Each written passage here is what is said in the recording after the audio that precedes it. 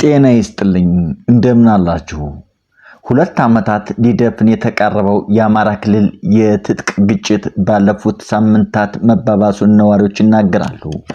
የመንግስት ኃይሎችና የፋኖ ታጣቂዎች አንዳቸው ባንዳቸው ላይ ከባድ ጉዳት ማድረሳቸውንም እየገለጹ ነው። የሀገሪቱ ሁለተኛ ትልቅ ክልል የሆነው የአማራ ክልል ደም አፋሳሹን የትግራይ ጦርነትን የቋጨው ፊርማ ሳይደርቅ ያዝ ለቀቅ በሚል ግጭት እየተጨደ ይገኛል። ከሚያዝያ 2015 ጀምሮ የተቀሰቀሰው የአማራ ክልል ግጭት ከነጠቀው ህይወት ባሻገር ነዋሪዎች መራር መከራና ተስፋ መቁረጥ ውስጥ እንዲገቡ እንዳደረጋቸው ይናገራሉ።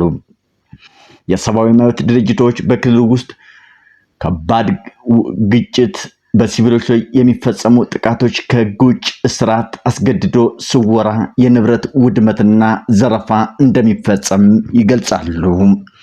በክልሉ በግጭቱ ምክንያት ከደረሰው ውድመት ለማገገም $10 ቢሊዮን መልሶ ማቋቋሚያ እንደሚያስፈልገው መንግስት በቅርቡ አስታውቋል።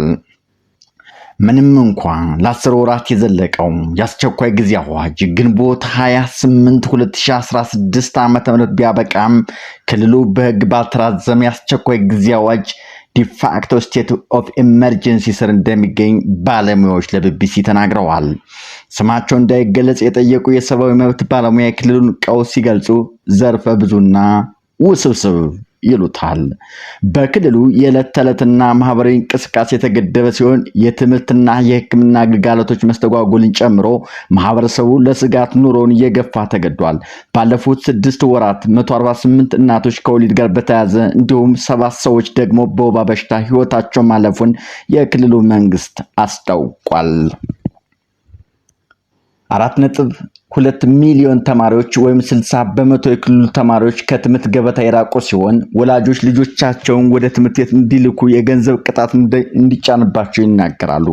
በአማራ ክልል የሚገኙ የከፍተኛ ትምህርት ተቋማት ፎርም ከሐምሌ 2015 እስከ መስከረም 2017 ዓ.ም ድረስ ከ5000 በላይ ሴቶች ተደፍረው ወደ ሕክምና ተቋማት መምጣታቸውን ገልጸዋል። በአንድም ይሁን በሌላ መንገድ የግጭቱ ዳፋ ያልገባበት ጓዳ ያልነካው ህይወት ማግኘት ከባድ እንደሆነ ነዋሪዎች ያነሳሉ። ሞት ይሻላል። ጥንታዊቷ የላሊበላ ከተማ ቅርሶችን ለመጎብኘት በሚመጡ ምዕመናንና እንግዶች ያሸበረቀ ከተማ ነበረች። ቱሪዝም በከተማዋ የደም ስር ነው። አብዛኛው ህብረተሰብ ክፍል በቀጥታም ይሁን በተዘዋዋሪ በቱሪዝም ይተዳደራል። ከ2017 ዓ.ም ጀምሮ ግን ገጽታዋን ጥላ ያጣላበት ሲሆን በ2015 ዓ.ም መጨረሻ የተቀሰቀሰው ግጭት ደግሞ ይበልጥ ከተማዋን ወና በማድረግ የብዙዎችን ጉሮሮ እንደዘጋ አስጎብኚዎችና ነዋሪዎች ይናገራሉ። ቱሪዝም ምንም የለም ማለት ይቻላል። አሁን ሁሉም ነገር ዝግ ነው ሲሉ ሆቴሎች ሰራተኞች መበተናቸውን የሚናገሩ አንዳንድ ነዋሪ ቱሪዝምን ማዕከል አድርገው ኑሯቸውን የመሰረቱ ሰዎች መተዳደሪያ እንደሌላቸው ይገልጻሉ። እንቅስቃሴ ቆሟል ማለት ይቻላል። የከተማዋ ነዋሪ አስጎብኝ ለከፍተኛ ችግር ተጋልጧል የሚሉት 168 አስጎብኞችን ያቀፈው የቅዱስ ላሊበላ አስጎብኝ ማህበር ሊቀመንበር አቶ ስታሉ ቀለሙ ወቅቱ የመከራ ጊዜ ይሉታል። ከ15 ዓመታት በላይ በአስጎብኝነት የሰሩትና የ3 ልጆች አባት የሆኑት አቶ ጸጋይ ተስፋ አስቆራጭ ነው። የሰው ልጅ ቆሞ ሲሄድ በልቶ የሚያድር ይመስላል። ወጥቼ ስገባ ባለቤቴ ገንዘብ ስጠኝ ትለኛለች። ከየት አመጣለሁ? ዝም ብሎ መናቆር ነው በማለት ያለበትን ሁኔታ ሲገልጽ ሞት ይሻላል ይላሉ። ኑሮ መሮኛል፣ የልጆቼ ጉዳይ ሆኖብኝ እንጂ መኖር አልፈልግም፣ አሁን ሞት ይፈልጋል በማለት ተስፋ ስለመቁረጣቸው ተናግረዋል። ለሌሎች እንተርፍ ነበር የሚሉት አስጎብኚዎች ካለፈው ዓመት ወዲህ ግን እርዳታ ፍለጋ እጃቸውን ለመዘርጋት እንደተገደዱ የሚያነሱት አቶ ስታሉ ስሜት ይጎዳል፣ ሞራልን ይነካል፣ ቅስምን ይሰብራል ይላሉ። የደረሰባቸውን ችግር በእንቅርት ላይ ጆሮ ደግፍ የሚሉት አቶ ጸጋዬ ግጭቱ ባስከተለው የኑሮ ውድነት የተገኘው ገንዘብ እንኳን ምንም መግዛት አልችላለ፣ የኑሮ ውድነቱ በጣም ጥፏል ሲሉ ዳፋውን ይገልጻሉ። ሌላው የላሊበላ ከተማ ነዋሪም በታሪካዊቷ ከተማ ያለውን ሁኔታ ከአቅም በላይ ነው፣ ሰፊው ሊሸከመው ከሚችለው በላይ ነው፣ የሰው ልጅ ሊሸከመው ከሚችለው በላይ ነው ይላሉ። ሌላው ቀርቶ የመንግስት ሰራተኛው ጾም አዳሪ ነው። የከተማው አስተዳደር ቢጨንቀው ለእፎይታ አንዳንድ ምርቶችን እያመጣ በድዌ እያከፋፈልን ሲሉ ግጭቱ በኑሮ ላይ ያሳረፈውን ጫና ገልጸዋል። ላሊበላ ተደጋጋሚ ግጭቶች የሚካሄድባት ከተማ ስትሆን ከአንድ ጊዜ በላይ ከተማዋና አየር ማረፊያው በፋኖ ኃይሎች ቁጥጥር ስር በመግባት በረራዎችን ተስተጓጉለዋል።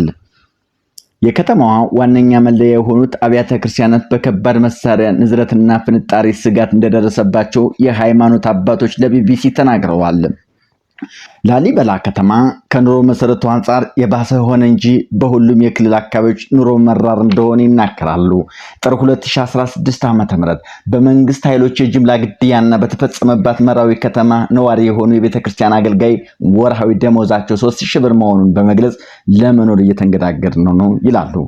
መሰረታዊ የሸቀጦች ዋጋ መናር ኑሮውን አክብዶታል ብለዋል። መምህራን በሁለቱ ተፋላሚ ኃይሎች ሽኩቻ መሃል ጭዳቸውን እየበሉና ወደቃቸውን በመጥቀስ በደሞዝ መቆራረጥ ምክንያት የቤት ዕቃ ሳይቀር እየሸጡ ኑሯቸውን እየገፉ እንደሚገኝ ተገልጿል። የፋኖ ኃይሎች ባሉበት ቦታ ባንክ የለም። በእነዚህ አካባቢዎች የባንክ አገልግሎት የከፈቱ ሰዎችም ሌላ ቦታ ብር ማውጣት እንደማይችሉ ነዋሪዎች ተናግረዋል። በዚህ የህይወት ውጣ ውረድ መሃል ደግሞ በሰላማዊ ሰዎች ላይ የሚፈጸሙ ግድያዎች የአማራን ሕዝብ ደም እንዲያነባ እያደረጉ መሆናቸውን ነዋሪዎች ይናገራሉ። የሰዓት ራት የሆነችው የ4 ወር ጨቅላ ቀኑ ሮብ ህዳር 25 2017 ዓ.ም ነው። ንጋት ጀምሮ በሰሜን ሸዋ ዞን ሸዋሮቢት ከተማ በመንግስት ኃይሎችና በፋኖ ታጣቂዎች መካከል ግጭት ተቀሰቀሰ። ከባድ መሳሪያ ከተማዋን ሲያናጋት ነዋሪው ከቤት መውጣት አልቻለም። ነዋሪው ህይወቱን ለማትረፍ ከፍተኛ ሩጫ ያዘ። ከዚህ ቀደም እንደሚያደርጉትን ሁሉም አልጋቸውን ጨምሮ በተገኘበት ስፍራ ሁሉ መተኛት፣ መደበቅ ጀመሩ።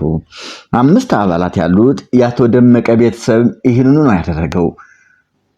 ተራራማ በሆነው ቅንቦ ቸርች በተባለ ሰፈር መኖራቸው ደግሞ ስጋቱን ከባድ አድርጎታል። በሚኖሩበት አካባቢ የከባድ መሳሪያ አረር እየወደቀ ነበር። በቤት ውስጥ የነበረችው አራስ እናት የ4 ወር ጨቅላ ልጇን ይዛ ከሌሎች ቤተሰቦቿ ጋር አልጋ ውስጥ ገብታ ተደብቃለች። በድንገት ቤታቸው ላይ ከባድ መሳሪያ ወደቀ። 3 ሰዓት አካባቢ ድብልቅልቅ አለ። ከባድ መሳሪያው በጣራ ገባ። የቤቱን እንጨት ጥሶ ወረደ። ቀጥታ መሳሪያውን መሬት ላይ ሲያርፍ ቤቱ ጭስ በጭስ ሆነ። መተያየት አልቻልንም። እሪ ሲሉ ያለቁ ነው የመሰለኝ አላባት ቅጽበቱን ሲያስታውስ አቶ ደመቀ ከነበሩበት ተነስተው ቤተሰባቸውን የተደበቁ ቦታ ላይ ሲሄዱ ስጋታቸውን ሆኗል። የ4 ወሯ ጨቅላ ሕፃን በእናቷ እቅፍ ላይ ሳለች ባልጠነከረ ራስ ቅሏ ላይ በደረሰባት ጉዳት ህይወቷ ወዲያውኑ ማለፉን ይናገራሉ። ኢሰመኮ በቅርቡ ባወጣው ሪፖርት የአስፈላጊነትና ተመጣጣኝነት መርሆች ባላከበሩ የከባድ መሳሪያና የድሮን ጥቃቶች ሴቶችና ህፃናትን ጨምሮ በርካታ ሰላማዊ ሰዎች ጭካኔ በተሞላበት መንገድ ተገድለዋል ብለዋል።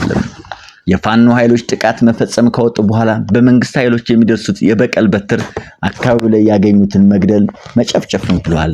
ከ1000 የሚበልጡ የጤና ባለሙያዎች ስራቸውን ለቀዋል ወይም ተሰደዋል ወይም በግጭቱ ተገድለዋል። ብቻ ህይወት በአማራ ክልል ሰቆቃ ሆናለች። ይህ ቢቢሲ ያወጣው የቅርቡ መረጃ